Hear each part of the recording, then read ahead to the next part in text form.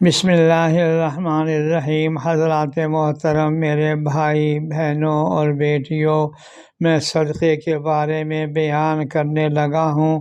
جناب رسول اللہ صلی اللہ علیہ وسلم نے فرمایا، میں اس اللہ کی قسم کھا کر کہتا ہوں جس کے قبضے میں میری جان ہے، اللہ کی راہ میں اور صدقہ دینے سے مال میں کمی نہیں ہوتی ہے۔ حدیث شریف میں ہے کہ آدمی کے اندر 360 جوڑ ہیں، اس لیے ضروری ہے کہ ہر جوڑ کی طرف سے روزانہ ایک صدقہ کیا جائے۔ صحابہ رضی اللہ عنہم نے عرض کیا، یا رسول اللہ، اس کی طاقت کس کو ہے کہ 360 صدقات روزانہ کرے؟ نبی کریم صلی اللہ علیہ وسلم نے فرمایا کہ مسجد میں پڑی تھوک یا کوئی اور گندگی کو ہٹا دو، یہ بھی ساتھ صدقہ ہے۔ راستے میں کسی تکلیف دہ چیز کو ہٹا دو، یہ بھی صدقہ ہے۔ چاش کی 2 رکعتیں نفل سب کے قائم مقام ہو جاتی ہے، اس لیے کہ نماز میں ہر جوڑ کو اللہ تعالیٰ کی عبادت میں حرکت کرنا پڑتی ہے۔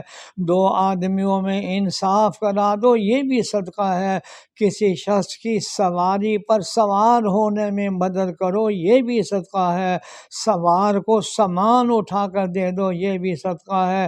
لا الہ الا اللہ محمد الرسول اللہ پڑھ لو، یہ بھی صدقہ ہے۔ ہر وہ قدم جو نماز کے لیے چلے وہ بھی صدقہ ہے۔ کسی راہ گیر کو راستے کی صحیح سمت بتا دینا، یہ بھی صدقہ ہے۔ ہر روزہ صدقہ ہے، حج صدقہ ہے، سبحان اللہ، الحمدللہ، اللہ اکبر کہنا یہ بھی صدقہ ہے۔ راستے میں چلتے ہوئے کسی کو سلام کرنا بھی صدقہ ہے، نیکی کا حکم کرنا بھی صدقہ ہے، برائی سے روکنا بھی صدقہ ہے۔ اپنے اہل و عیال پر خرچ کرنا یہ عظیم ترین صدقہ ہے، لیکن ثواب میں صدقے کے بڑھ کر کوئی چیز نہیں ہے کہ کسی نادار کی تعلیم کے مصارف برداشت کر لیے جائیں۔ مسلمان بھائی سے مسکراتے ہوئے ملنا یہ بھی صدقہ ہے۔